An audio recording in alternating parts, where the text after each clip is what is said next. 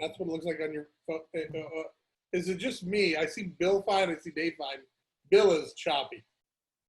Bill's choppy. Okay, Bill's choppy. It's not just, Bill's choppy, but he lives in the sticks. yeah, literally a house of sticks. God forbid a big bad wolf comes. So I'll just go through the spiel. Yeah. Welcome to your Monday morning roast. I'm your host, Joe Webb, with my co-host and best industry friends, Bill Playford, Brent Wees, and Dave Hudson.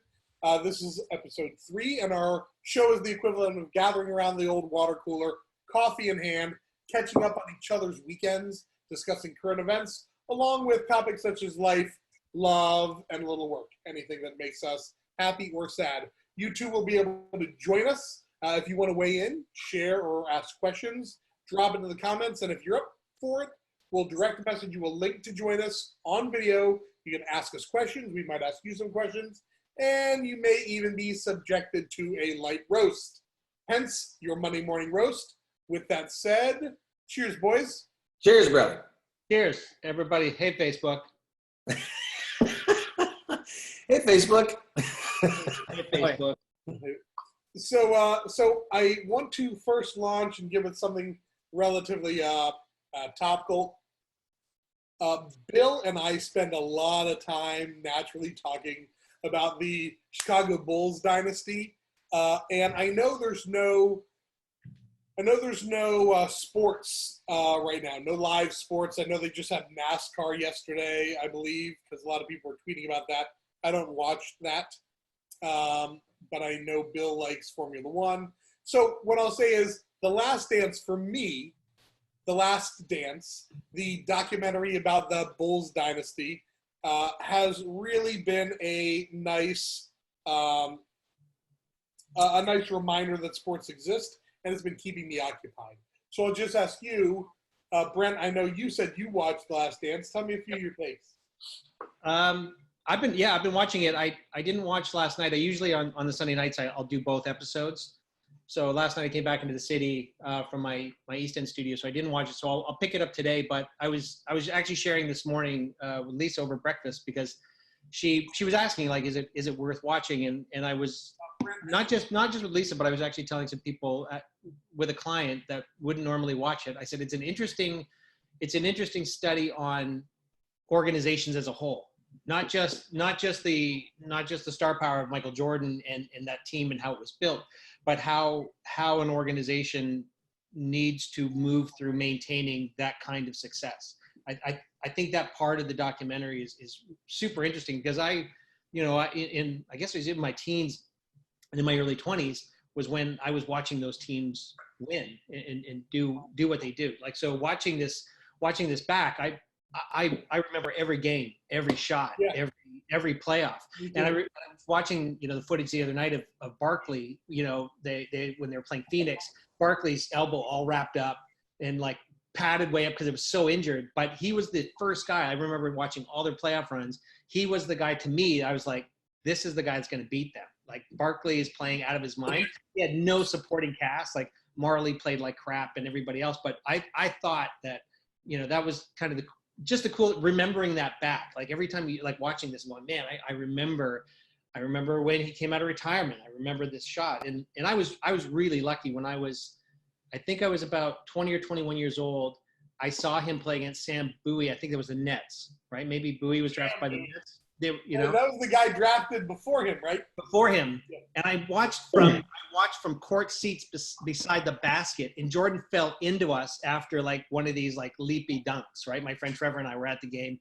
We got courtside seats from like a friend of my dad's, and we watched him play. It was like an exhibition game in Hamilton, but he destroyed Bowie because everyone was talking about that. Here's the guy that was drafted before him. And yeah, he just crushed him. But so to get to watch this and watch it back, it's interesting because, and I'll throw it to Bill on the Detroit thing. Like, I grew up living near Detroit and watching the Pistons and the Bad Boys, and what a great team that was, and how they had to fight their way to get to where they got, and then to watch the Bulls come back. Like, it was such a great time in basketball when you had, the Lakers and the Celtics and the Pistons and the Bulls. Like, they were such strong teams, and even just the movement of like Barkley moving to Phoenix and Clyde the Glide Drexler playing in Portland. Just like there were really solid teams built up, and it was such a good time to watch basketball. It still is.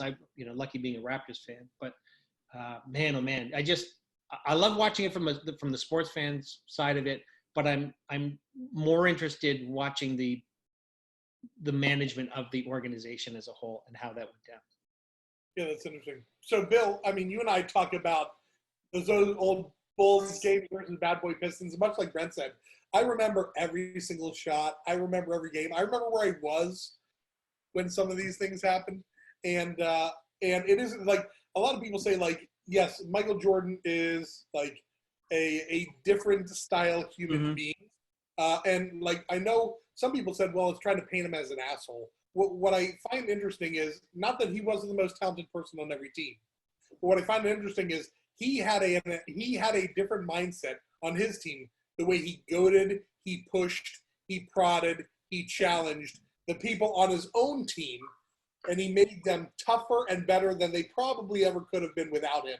Not because he brings defenses to him on the court, but off the court he made them stronger.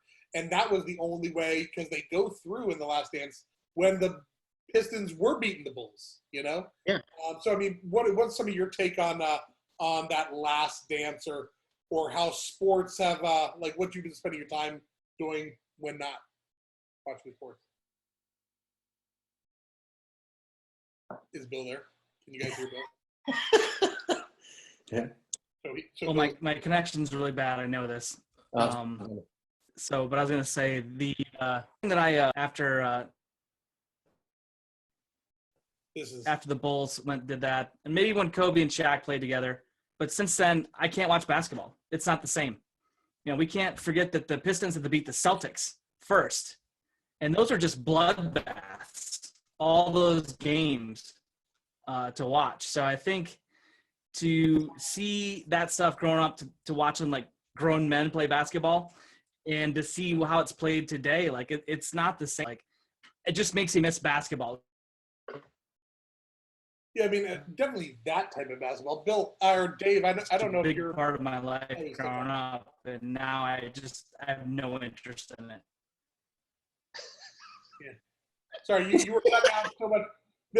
You were cutting out so much, Dave, or Bill. I thought you were done talking, so I started talking again because you ended on like a decent spot. Apparently, you kept going. So it's unfortunate you're thinking of that because Bill and I can. I warned everybody. Yeah. Bill and I can talk basketball for days. Dave, are you a basketball? I mean, you were born and raised Chicago as well. So I mean, from a hometown perspective, I mean, Jordan's larger than life. Right. Yeah, I mean, so of all your time, did you still, even though you weren't probably into basketball, you're probably into wrestling or badminton or something, did you still admire him? I mean, like how he does things? Because I'm going to go back, touch on Brent's thing, and we'll wrap up this topic. But did that have any impact on you or your love for the city or your pride in the city? Yeah, it did. Absolutely. And I was a wrestler, and I had a little bit of a disdain, for basketball, when I was in wrestling practice.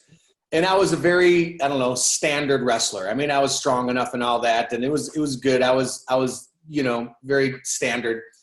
But every time the basketball players were done, we had at least another hour and a half, 2 hours worth of practice. So that was always kind of a tough deal. I think Michael Jordan actually impacted me more in my life after the fact, when I started really getting into like more of a self-empowering kind of philosophies. And one of his greatest statements was he's not competing against anybody else. He's competing against himself. And so the only thing I really can say about, that is I just love that philosophy, and I try to maintain that throughout my life. Failing all the time, of course. Yeah. Tried your best. One thing, Joe, about it is, and I'll bring it back to like the Raptors last year.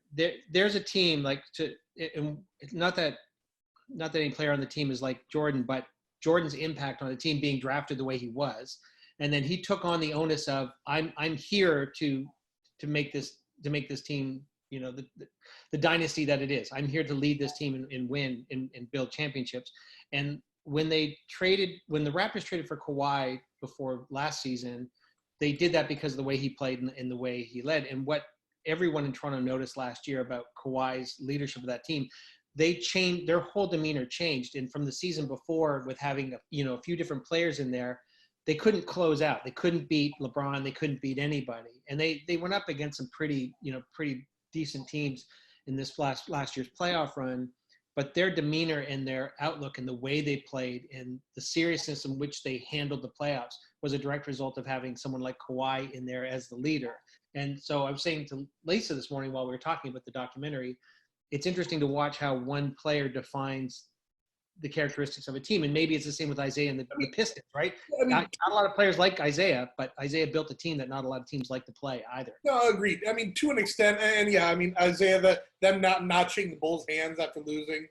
So I think one thing with Jordan, first of all, Kawhi, super talented, but he might be able to carry a team, but I would not say he has the leadership. I wouldn't say he has the leadership of Jordan at all. I mean, it's a quiet leadership. Like Jordan was in people's faces, and Kawhi said very little. And Kawhi in an interview, it's like he's been huffing paint before.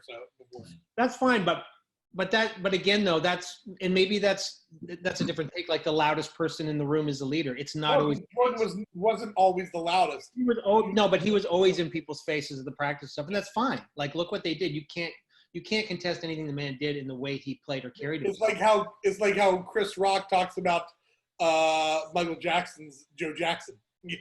Like, hey, well, listen, I know he beat his kids, but sort of look what they turned into. I mean, they charge people to beat their kids. So, but I mean, getting off that, I mean, I know your internet's garbage. Apologize about that, Bill. So real sports. I'm guessing you guys.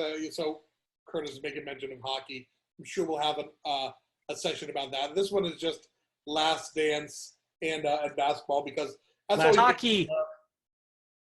What's that? I mean, I've always been. And listen, I had the ability to. I mean, it was 2 years ago. I was standing behind Jordan as he was playing blackjack at the RIA High Limits table, and Jerry's in the room. Now, like you can put John Elway and a guy from The Office and Ahmad Rashad and Michael Jordan and all those guys into one room. Jerry is the celebrity somehow in the high limit area. He's just a wild man. Now, with that said, I was really impressed by Jordan on how much he speaks. He was speaking man to man to his son. His son was with him playing, and it wasn't just a how you like this, how you like that. It was constantly sort of teaching his son. And I think that's a lot of what his father, Michael Jordan's father, who died, gave him. And I think just to touch on what Brent said, you can't what Phil Jackson brought with big egos, big everything. What Phil Jackson brought is that an air of calmness and an air of authority and organization to the practices. He didn't just bring the triangle offense. He brought like an air of, obviously he's called the Zen master, but he just brought an air of authority. And it goes to show how much a great coach in your organization, even with super solid special players, a coach in your organization can go a long way towards getting everybody on the same page. You put a second class. Yeah, Phil Jackson. No, I mean, I think that Phil Jackson was the catalyst of all that, though. I think you have to say, like, in retrospect, what he did with the Lakers after the Bulls just goes to show how good of a coach he really was and how pivotal he was on that team, I think. Yeah. So my wife just commented because her ex-boyfriend of like 9 years that she dated throughout her entire like youth and beyond. Is he over there right now having breakfast? I'll beat his ass. No. I only met the clown once, but he but I guess his uncle was assistant coach of the Bulls during those championships. Didn't get any airtime during Last Dance. Didn't bother me, but uncle's sister's cousin was an assistant coach. But she used to at least go like on fishing trips with like Ron Harper, who she always said was fairly unintelligible as a human being. Anyway, I mean, going on, I can't wait to get back out to, I should say I can't wait. As you know, I used to go to a lot of concerts. I used to go to a lot of sporting events. My family and I, my kids, I've always taken them to some big event or venue or taking the wife out or something. So I'll ask you, sort of flipping topics here. I will ask you, Dave, what is your favorite band of somebody that like doesn't exist anymore? Favorite band of someone? Well, Jerry Garcia. Jerry Garcia, Grateful Dead. So as you know, I saw the last two Dead concerts. Listen, I was there too. I was there too. Yeah. Yep. And so, Brent, favorite band musician that doesn't live anymore? That doesn't live anymore? Well, is living. Yeah. Or is in touring. I don't know. And Bill, same question. Come on, guys. Yeah. Wow, like I have tons that are alive. Led Zeppelin for sure. But I saw Page and Plant, and it was still enough to melt my face off. They're alive. Favorite, probably Hendrix, Jimi Hendrix. Yeah. Was around. So then my question, because I might go the Rat Pack. I know my wife would go Michael Jackson, because she never got to see him. So the question is, if you were to go and let's say Jerry Garcia, Grateful Dead, the Grateful Dead with Jerry Garcia came back to do a concert one time, and Jimi Hendrix was going to join them on stage for one concert. It's going to be absolutely packed. It's this coming weekend. Would you go? No. Oh, I'd go for sure. No. Would you like? You're not worried about it's going to be 100,000 people there. You're just going to wear a mask and be like, no, I wouldn't go because I hate the Grateful Dead. Okay. Well, so no. I can't listen to fucking Grateful Dead. Like I wouldn't go only based on the premise of if I had to listen to the Grateful Dead play, just so I could listen to Hendrix. The question was for me anyway, Brett. So I would go. It was for us, and Dave. I would share a joint with you next to me, probably. I guess what I'm talking, and what I'm leading to is a lot of people are pushing for this to be, for the world to just open back up. Everything reopen, hey, salons, gas stations, bowling alleys, well, gas stations always, bowling alleys, massage parlors, Dave, and all the, and concerts. And so the question is, do you feel that, like, what do you feel would get you to just say, hey, I'm going to go back and I'm going to go to this concert, or I'm going to go to this play, or I'm going to go to this movie theater you really want to see on a big screen? Nothing. If it was an outdoor show, I'd go to an outdoor show. I was reading CBC up here today put out an article about indoor transmission of COVID compared to outdoor. So they're saying is things like, so they're doing a staged reopening up here. So as they slowly start opening it, they're saying do outdoor stuff, because there was a case out in BC of a choir at the start of this. A choir got together for a choir rehearsal, and 61 people in the choir or whatever, 2 are dead, 3 are still sick with it, but the transmission across, like I'll pull it up here. And hopefully it's the baritones. No, but they're just saying it's clear that inside, like, inside, like if you're indoors, if it's poorly ventilated, any number of things, but anything indoor is going to actually spread this faster than being outside. So if it was an outdoor show or an outdoor event, I may be more apt to go to an outdoor event, only because I know that just based on the data, I would do that. I mean, it'd be hard for me to turn down the Rat Pack. And like, same with drive-in movie theaters. We had in West Chicago, as Dave knows, there was a drive-in movie theater 10, 15 minutes from my house that we would take the kids to at least once a month, and we'd set up the picnic, put down the blankets and have the chairs and do the whole shootaroo. And it was always such a blast to take the kids to, and Timmy, to a drive-in movie theater. And I guess that's not around anymore. The closest one to us is 2 hours away. We've gone there one time. I don't know where you're laughing, Bill. Like I said, you keep get sweat on by randoms. You keep changing the name of your thing. They're breathing me. So at the end of the day, I know they're building another a 5-screen luxury drive-in movie theater, about 45 minutes from me. I'm looking forward to those things, but just what, Dave, do you think is going to be the repercussions? What's the pros and cons of just opening up? Let's open everything back up. You know, I feel very torn about the whole deal. I don't like what's going on. I hate this idea that there may be tracking. I hate the idea of someone saying you have to have a vaccine. I just don't like any sort of control over my life in any way other than the control that I have. And so it's just very bothersome to me. Again, you know, as unpopular as it is, we have less deaths with this than we do other catchable diseases and viruses. You know, I'm doing everything I can to, you know, stay in. I go shopping, all this stuff. So it's tough. I'm tired of it. You know, I don't know, man. The pros of opening up is people's minds can start opening up again and not feeling so claustrophobic.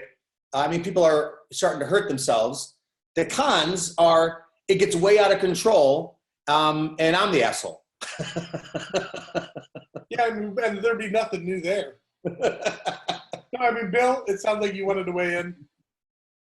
Well, my internet connection's unstable. I just got an alert, so you might have to wait a minute for this. But no, I think that this is a very deadly disease we don't know anything about. I think that's the problem, is not knowing.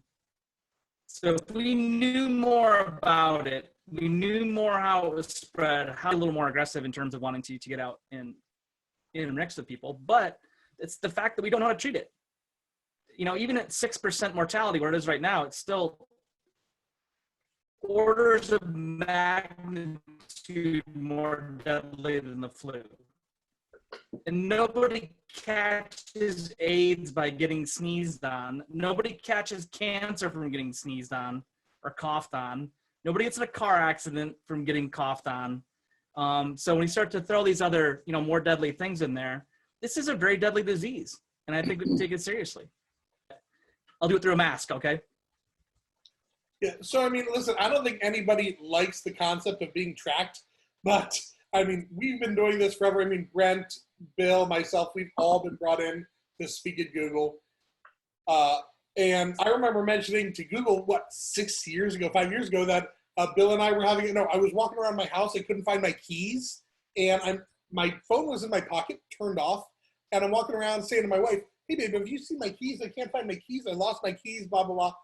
I find lift the couch cushion, find them, go to the office, crank open them. Because I'm a waste of time, I open up Facebook, and the first thing is never lose your keys again. Don't lose your keys.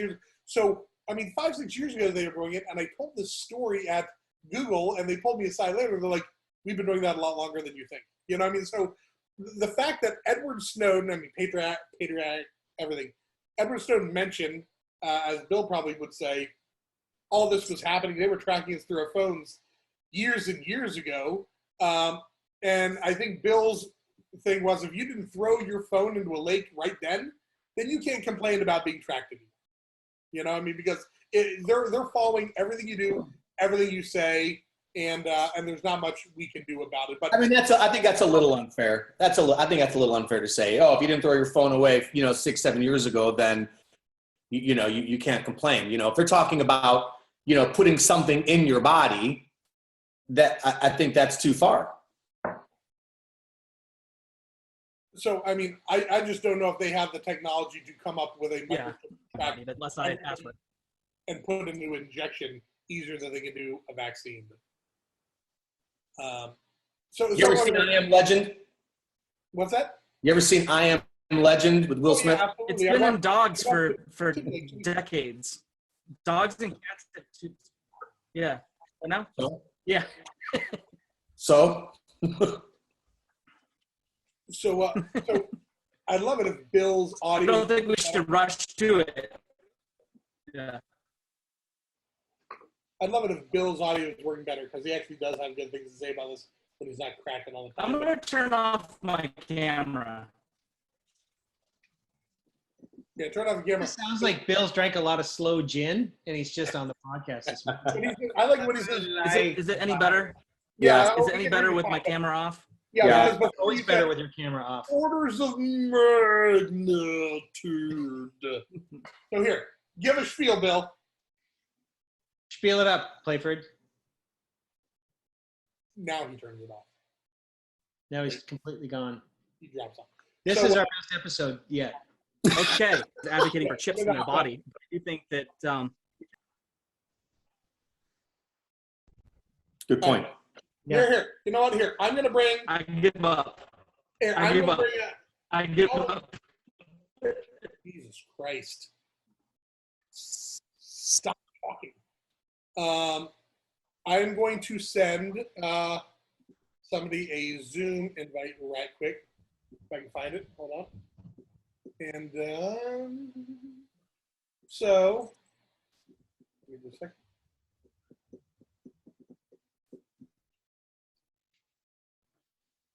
You guys keep talking about yourself. Don't wait for me. Talk. What'd you do this weekend, Dave? Well, so a lot of house stuff, right? You know, as I said, I have my fiance is going to be moving in, so there's a lot of building going on here, and so I'm framing out a couple rooms in the basement for the two boys, and we had a ton of freaking rain, and wouldn't you know, after I framed it all out, here comes some leaking. No.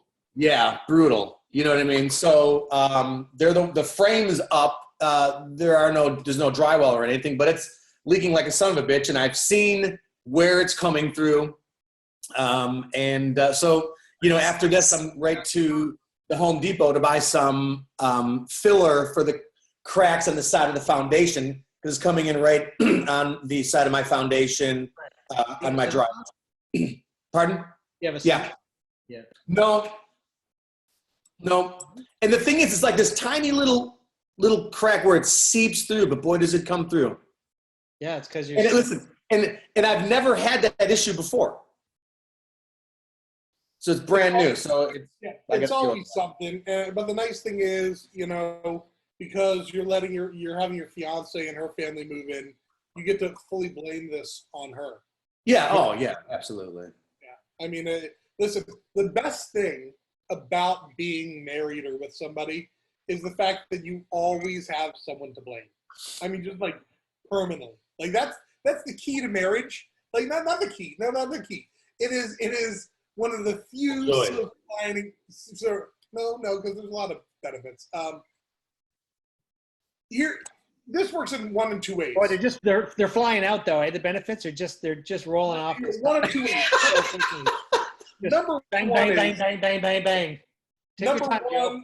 one Think about reason you can blame your spouse that's wrong or right is if your spouse isn't home, you seem to be able to do every chore, do everything all by yourself. It's fine. Yeah. If your spouse is home and you're doing chores the whole time, you're like, I don't know why I gotta be doing this shit. So this is why can't two people do this? Like that is just naturally. If you can see the spouse and you're doing stuff, you naturally sort of resent them and you get to blame them. The second, anything your child does that's wrong or not ideal, you get it from their side. They get it. Like it's anytime my kids mess up or misspeak, my wife's always like, you take after your father. Oh, Alan Cooper is here. Oh, he is. Okay. He said he was driving, so I don't know how he's going to do that. He's driving. I'm gonna add two people here. I'm adding Curtis. I'm gonna roast. We're gonna add Curtis and Alan. Yeah, I'm here, mate. I mean, it's okay. I mean, I'm watching the road. I'm not looking at the screen, but I can multitask. Look at me, he's out spreading coronavirus. We're not locked down with completely here in California, and I'm in Orange County, so they're letting us do whatever we want. We're crazy down here, right? Mm-hmm. There you go. There's Curtis. And we got Curtis as well. So you got Are you Alan. at work, Curtis? Are you at an office somewhere? Are you hustling and grinding? Yeah, I am. So I'm coming to you from the BMW Performance Center in Greenville, South Carolina. No pitching. Yeah. So really quickly, Alan, where are you? We're so necessary. First of all, can I just say I appreciate you driving somewhere and not feeling the need to video record yourself giving a motivational speech. That's that alone. That alone is why I love Alan. So, Alan, when's the last time you've been back to Australia? It was January, mate. I was down there to see my mum and dad. I had to put my dad into an aged care facility, which is concerning through all of this. There's a lot to talk about with that. But, you know, I want to talk about a country that's got a different situation going. They've got just over 7,000 cases in total across the country. You know, there's 25 million people that live down there, but 80% of them live in 5 cities. Yeah, what, Melbourne? What is it? Melbourne, Sydney, Brisbane, Adelaide, and Perth. Yeah. But you know, they've only had 99 deaths down there. But they did. Because you're not there driving around. What's that? Because you're not there driving around. Well, no, I'm still within the state. This is what they've done in Australia is they lock down the states. So if you're in the state of New South Wales, which is like being in California, you cannot get in your car and drive to Nevada or Arizona or anywhere. They block the borders. They have police on the roads. They brought in the military, and they made sure that all travel was restricted within your state. You can still get out on the streets. You could do everything. I mean, they didn't lock down the households, but they've done the same sort of protocols that we've followed here. It's just that for whatever reason, the coronavirus has taken a form down there that's different to here, and their social distancing has worked so far to this point. You know, I don't know what it's going to go like with the second wave. They held restaurants open for a lot longer, so I'm surprised they didn't have this huge spike of infections and deaths. But they're going to lock it down for a lot longer right now. I just heard that what I call my home state, New South Wales, where Sydney is, that they are not going to open up the state to other interstate travelers until September. Yeah.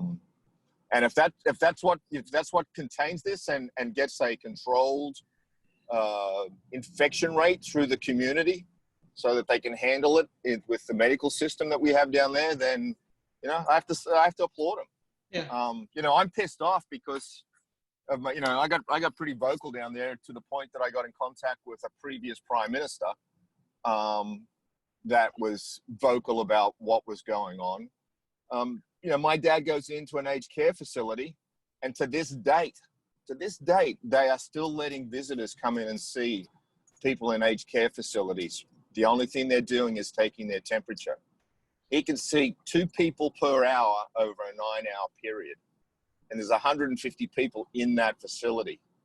So I sat there and I was like, this is bullshit, because, as far as I'm concerned, 1,000 or so people that could come through there on a daily basis that could mass infect the residents, like has happened here in the US, with there's thousands and thousands and thousands of deaths in these aged care places because there weren't protocols followed.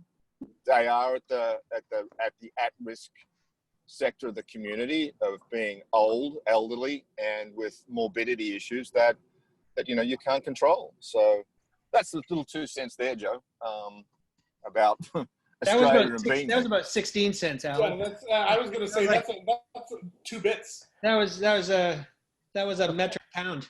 Yeah. I want my money back.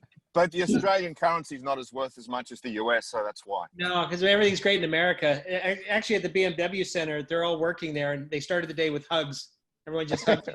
Hugs and high fives. Hugs and high fives. BMW Center, they teach you how to, first and foremost, if you don't cut somebody off trying to get into the parking lot, then they don't even let you in. Yeah, that's true. You start the day with doucher class,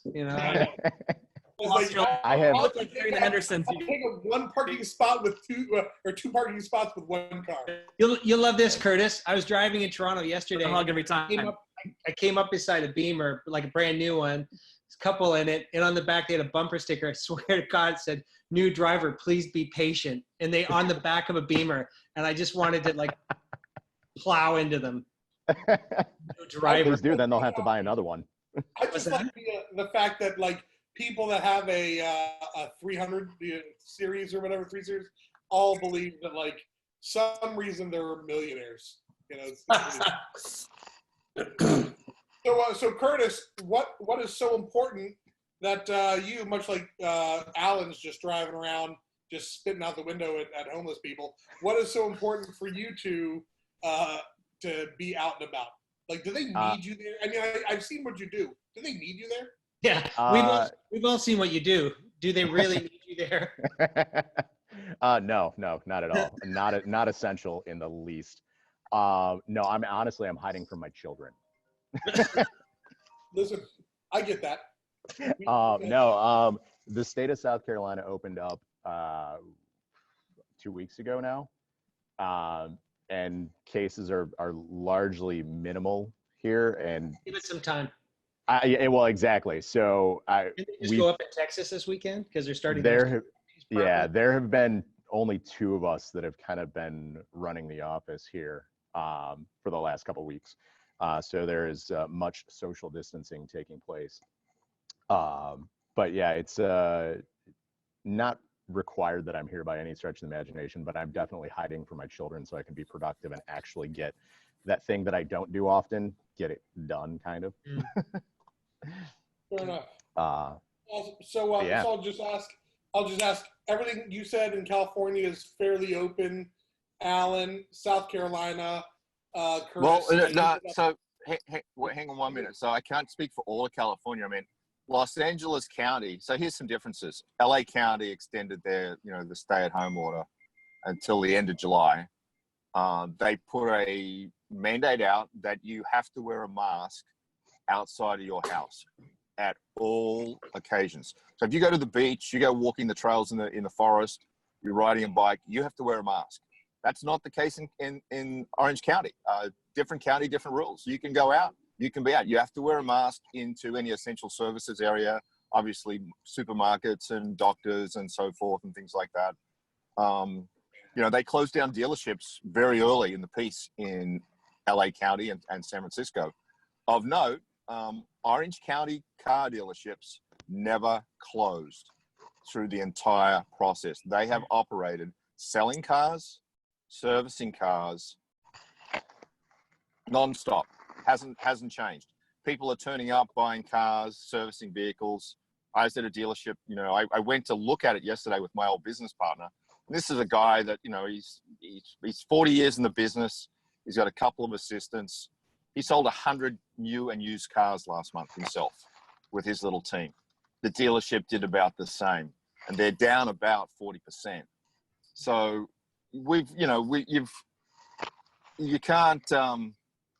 It's kind of hard to fathom the reasoning here, right? I mean, you've got a state government that can't tell a county what to do, and you've got commerce being actively interacted with the community who are still engaging with all the protocols in place. They're wearing masks in the dealership, they disinfect the vehicles, and they've done everything. It's the new era. And everything that they're doing, Joe, really? My background, Joe, my background, the guy I was with, Paul Whitehead, we worked together for almost 10 years. And we were the 2 guys that never wanted to see someone come to a dealership in the first place.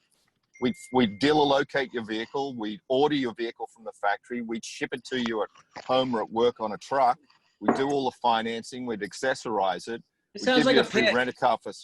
No, but hey, I'm not in the. Here's the deal. I'm not. This is it, mate. But I'm not in the retail business. Yeah, no. I'm sorry, Mike Roscoe. He'll come down and lock me out. He'll lock me out. But this is all I'm saying is I think Alan's saying now this we've got the digital age that's going to move this forward.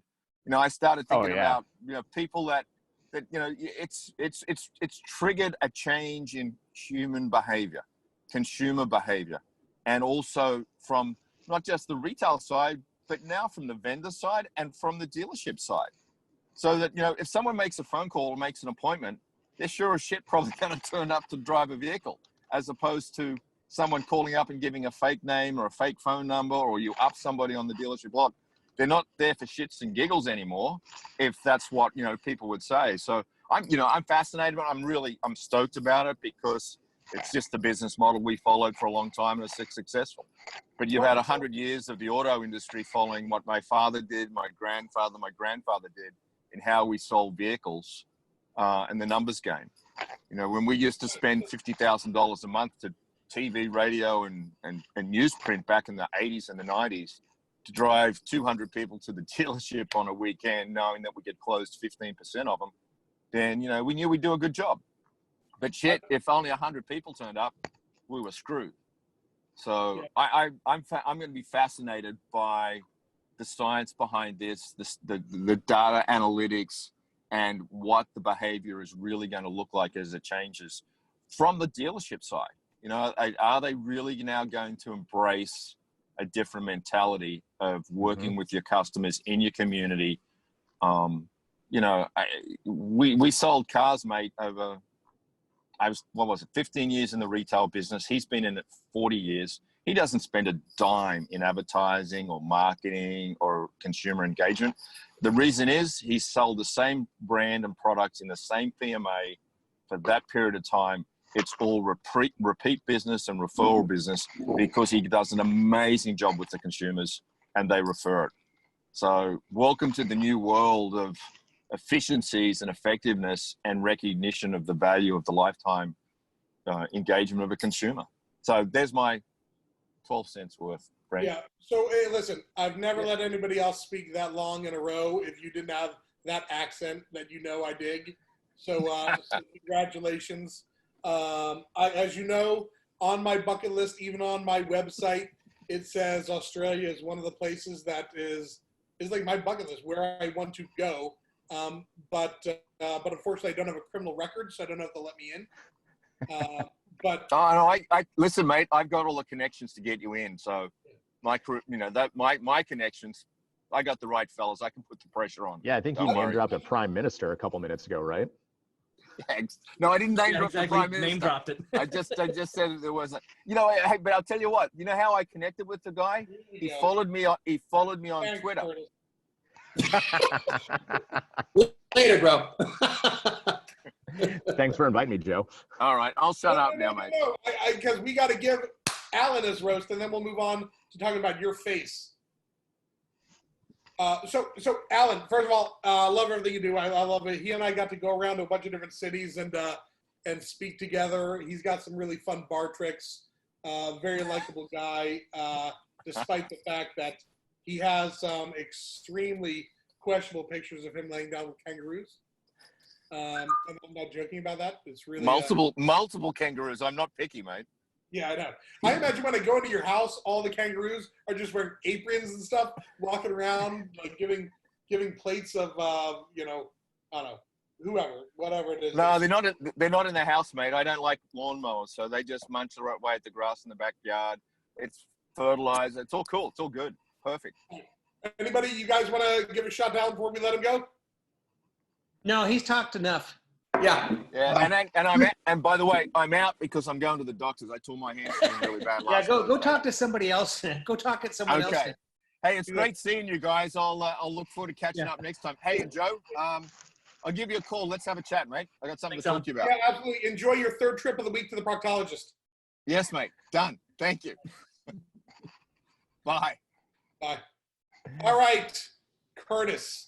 I'm glad that you were able to do work while we were doing this. Rugby is dangerous. Exactly. Way to have the patience of a BMW driver there, Curtis, while waiting for Alan. I know. He just rubs off. Him and his... He's new. Yeah. What was I going to say? I mean, him and his Joss A. Banks suit. So anyway, what I like about Curtis definitely is not his jawline. He looks like the maniac cop. You know, if you remember that guy from Tango and Cash. I was thinking more like Harriet the Henderson. When he opens up his mouth, he's got the lower bite strength of a Sasquatch. He's like a young John Lithgow playing a Sasquatch. Hey, can we see the cowboy boots? Are you wearing cowboy boots right now? Why are you Not your- wearing cowboy boots? Wow. Look at that. Every day. That's a cheap way of getting an extra inch and a half on you. Exactly. Exactly. I need that. So, I mean, knowing that you're out of the house, have you gone to get a haircut yet? No, I have not. That's on my goal this week. No, is to he's find a got place his to get a kingpin haircut. comb over going on right now. On He that. just, It's exactly what I got going on it up just here. keeps It's falling out. Pulling that That's over. what I got going on. It's okay. It's cool. So, and Brent, have you gotten a haircut yet? No, Dave? no. Yes, Sarah Beautiful. tried to trim me up a little bit, but that's about it. Brent and I could play the game Who's Longer, you know? Oh, I'm way longer now. Who's longer? Oh, yeah, that's You did. close. I'm close. That's Yeah, impressive. everyone. If I shake it out, I'm as long as Curtis's beard. Yeah, you can say you're longer, but I guess I'll just take your mom's word for it. Yeah, you will. So, excellent. Well, hey, Curtis, it's been great for you to join and ignore and look at the computer screen. Yeah, we didn't let him talk at all. Here, Alan didn't here, shut here, up here. the whole time. Listen. We talked about the new normal and all that great COVID stuff. Yeah. That's fucking fascinating. Still, 10 weeks after the fact. Right. All right, so last thing, Curtis. We're talking about. Let's have a webinar about it. I don't know if you're from Chicago, but what do you have anything you want to weigh in about A, The Last Dance, or B, a concert you want to see that if it opened up, you'd go? Or AIDS. Or AIDS. No, I want to hear the Russian 5 segment. Bill, are we going to do that one? The what? Oh, the Russian Five. That'll be down the road. That'll be great though. Yeah, we need to have that one. So I did not watch The Last Dance. I'm not a basketball guy at all. This sport has never in my life. Well, you wear cowboy boots. It's obvious you're not a basketball guy. Fair statement. Obs. No, so originally not from Chicago. So no, the whole appeal to the Bulls, not my thing at all. But I am looking forward to drive-in movie theaters making a comeback. And when I find one in South Carolina near our new home, we will be attending. Oh, you moved to South Carolina. He just moved. Yep. Yeah. So we're like 3 weeks in. Well, actually, in that case, I don't know where you live, but I'm right down the road in Florida. So, And if you need anything, Arnold is selling all kinds of stuff right now. So Right. And he's not far buy away. something Either. from Arnold. He's selling all kinds of shit. So actually, Joe, one thing we're looking at doing is I'm trying to set up a pop-up drive-in movie theater experience like in the Orlando area. yeah, do it. Call me. But yeah, I'll be in touch on that because that's something I got going on in the works in Florida. So I can only imagine a pop-up drive-in in South Carolina. I mean, it's going to be shirtless men, PBR. Z's. Yeah, it'll be like Lots of an open event mouth where Gnarly, dude. Smoking everywhere. They like roll Bambi. with cold stores. Exactly. A lot of meth teeth. Mountain Dew everywhere. Exactly. That sugary Mountain Dew. Let's get this back open. Let's get this back. Let's get this back online. All right. So hey, Hey, you got color movies here. Curtis, thank you for coming. We appreciate you sharing with us the picture of all that minge around your face. Yeah, you're welcome. I'll send you a picture of me and Ricky Walter a little bit later. No, I gotta find it. Fine, we're good. We don't need. Thank you. That'll give you an STD right there. Where's Ricky in HR right now, being reprimanded, or? What's going on? Probably. No, he's just taking pictures of himself in his like guest bedroom. It's Yeah, embarrassing. and then he's putting really weird filters on them and putting dangerous quotes with them. I love. Curtis is good people, and Alan. It was good to see both those guys. Curtis, Even he's if a good Alan dude. didn't shut up. Yeah. No, I mean, listen, I love anybody with a good accent. I like. So I mean, here a quick. Yeah, but no, I appreciate the. Obviously, the answer is in Canadian. But what is an accent that you guys really like? I like an Australian accent or a British accent. So I mean, some Australian accents are really difficult to understand. British accents, I mean, there is the Eliza Doolittle. Well, there's like some that are really. There's a lot of different. There's different dialect. Yeah. There's different dialects in different parts, right? If you're from Manchester, from Liverpool, it's different, right? If you're from north or south, it's different. And it's Some just like are difficult to understand. Some are really Cockney. Pronunciation. No, RP all the way. Yeah, Good BDC news accent. French accents are nice. What did you say, Bill? My favorite accent is No, Jay but- Radke's accent. He's It's got the the best one. BBC. The Oh, Brent. Oh, hey. Radke's got the best Canadian accent. Jay's got the best Listen, hockey town when accent. I think of a Canadian accent, I think of Jay Radke. Oh yeah, he's got It is- Canadian town hockey accent. And everything is your last name with a Y at the end. So like, hey, Wheezy, hey, Billy, hey, Webby. Well, no, except like if Dave, because Dave's got an N on the end, so you go Davey. You know, Playford, it's like Billy. It's not Hudson. Yeah. like Webby, Maybe Weesey, Hudson. Billy, Davey. Milchi. He does Milchi. He definitely does Milchi. Well, Milchi you can do. You Milchi. can do. Yeah. That's excellent. That's Listen, I will say I have always sort of loved Jamaican accents. Sure. I mean, it's both sort of comforting and cool at the exact same time. You know? Yeah, So- Trinidadian accents are really sing-songy. Yeah, I love a good. Some British accents. Yeah, French. Yeah, I'll take it or leave it. But You guys hate, Cambodian, you guys for hate sure. the French down there, so we don't hate the French. yeah, you do. You guys hate everybody down there. Oh man, well we hate everybody on this call. I mean, I don't understand. So yeah, listen. From an accent perspective, if you could give me your best accent, Brent, from a not your own, just like your best. Give me an accent because you used to do acting. Give me an accent. No, You piece. Good. Of That was excellent. thank That you, was thank you. That was my indignant accent. Yeah, the asshole American. That's my no accent. No, Joe, I'm not. That's You know why? Because we could have talked about live music, but instead we let Alan talk about dealerships. I thought we Yeah. weren't going to talk about shop, so I you didn't- get nothing for letting him talk too much. I didn't want to. You know, and then there was a, hey Joe, call me. I got something for us Yeah, I to. got something for you. It's talking like, you know, Give me I a love call. Alan to death, but We we got, were talking about live music. We had such a great topic, and we didn't even scratch it. That's on you, Joe Webb. So you Hey, get no, listen, we'll get back to live music. That's No, we won't. because it's 12:15. We've been on too long. This We've is been on for 12:21. Can we talk about live music in a different accent? Give me an accent. Who, me? Give you an accent? Yeah. I'll try to say no in an Australian accent. No. That's not bad. That's not Good. bad. Bill. It's not gonna work. Just not gonna work.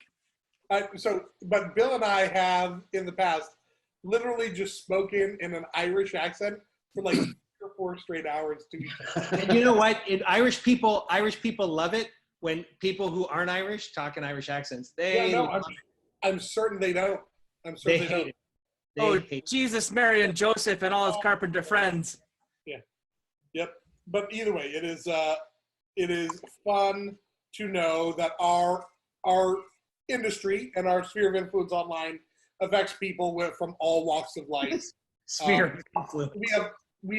We have old white guys from Australia. We have old white guys from South Carolina. We have old white guys from Kansas City who have joined. We have old white guys from Chicago. I mean, we're really diverse. Yeah. So, guys, Mhm.